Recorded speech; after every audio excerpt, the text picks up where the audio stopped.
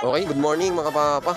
Okay, busy tayo dito sa garahe natin. Meron tayo dito Honda Beat Carb galing pa ng Bulacan. Alright, galing pa ng Bulacan si boss. Dumayo pa dito sa ating garahe kay Earl Touring Garage para magpa-engine refresh. Biruin mo, sa dami ng dinaanan niyang shop, dito pa sa garahe natin nagpa-engine refresh. So galing pa ng Bulacan si boss. Yan, engine refresh. So yan, napaklas na natin, oh. Uy, grabe, kinalawang, oh. Yun, dininisan na po natin, kakayurin. Yan, tapos i-bubble clearance, papalitan natin ang valve seal. Tapos pati yung panggilid, check na natin yan. Tapos nilinisan natin yung carb. Tapos pati air filter, check na natin yan. Lahat, check natin yan, alright? So, okay. Bago ang lahat, para mas maging epektibo ang ating ginagawa. Ito, alam nyo na, syempre. Yan. Pampatanggal ng malas. Para lalong epektibo. Right, engine refresh on the Beat Carb galing pa Bulacan. Tapos dito, siyempre, idadamay na rin natin to para maging maganda. Yan. Yan, oh, grabe. Biyak-biyak. Naku po, grabe. Diyos ko, ito, XRM po yan, mga papa. Yan. Pumatok ang kanyang sigunyal, yung connecting rod. Okay? Right? Update ko kayo, mga papa.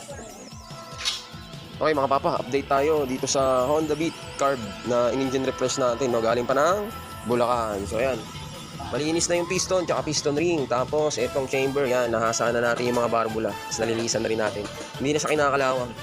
Alright, palitan na rin natin ang valve seal.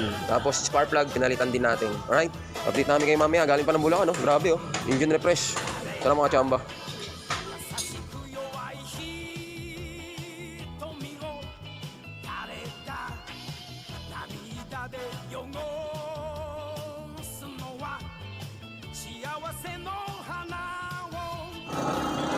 Okay, mga papa, ayan, meron na naman tayo ditong i-share, no? Meron tayong i-share dito, galing pa ng Bulacan si sir. So nagpa-engine refresh siya. So nasa bandang ano na kami, panggilid. Kasi pag nag-engine refresh kami, kasama yung panggilid, chinecheck namin.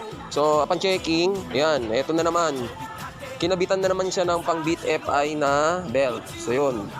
So ang Beat FI na belt, mga papa, hindi pwede ito pang ano, pang carb. Okay? Kasi mas mahaba ito kaysa sa stock natin. Yung stock natin is kulay green. Yan, yan, kulay green. Yan yung sakto-sakto na belt natin para sa panggilid. Kasi mas mahaba yung itong pang Beat FI kaysa dito sa pang carb. So apektado rin talaga yung takbo nyo yan pagka kinabitan ng Beat FI na belt. So yan, tsaka ano, sa mga kapwa ko rin merong motorcycle shop, wag tayo basta benta ng benta, no? Tsaka sa mga mekaniko, wag masyadong magaling. Basta ilagay lang natin yung tama. Tsaka yung motor shop, sa mga kapwa ko may motor shop yan, ibigay lang natin yung tamang pyesa para sa tamang motor. Kung ano man motor yun, dapat yun talagang pang belt niya ang ibigay natin, ha.